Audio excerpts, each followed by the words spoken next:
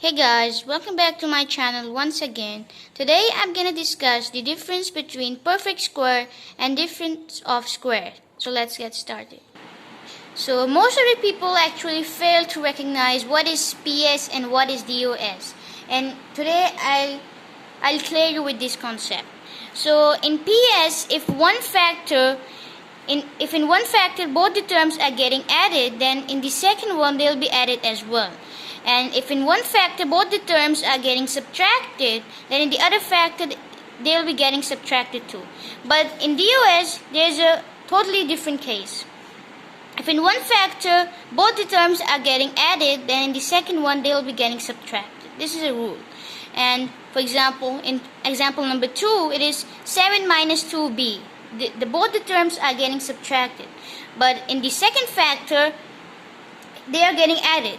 7 plus 2b.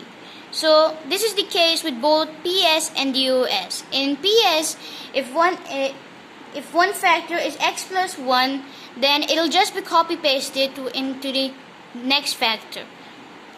And in DOS, if one factor is x plus 1, then the other one will be x minus 1, and so on. But remember guys, that in PS and DOS, there's a difference of sign, not the difference of number.